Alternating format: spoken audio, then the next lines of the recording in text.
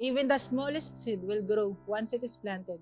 Hi guys! I am Noel Basong Jr., one of the 12 disciples of Kuya Chester Moniz and 144 leader of Pastora Sarah Jean Verana.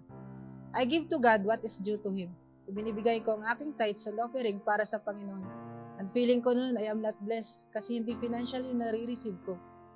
Which God corrected my heart dahil yung life ko at ang family ko ay blessings na araw-araw. And this year, I desired in my heart na makapagbigay ng first fruit to the woman of God. Last March, I was able to do so. Ibinigay ko ang aking first fruit kasabay ng pagbibigay ko ng tithes and offering. And truly, God blesses His faithful and obedient servant in all aspects.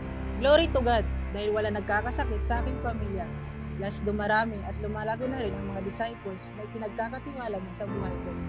It's all by God's abundant favor and grace in my life. Nagkaroon rin ako ng stable client na source of income ko para sa aming pamilya. Isa pang blessings ay ang pagsagot ng Lord sa matagal ko ng prayer.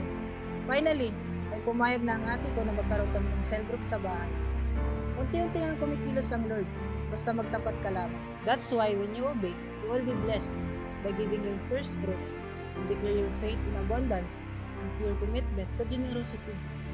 Trust that as you sow, you will reap bountiful blessings. Don't withhold the seed you have right now.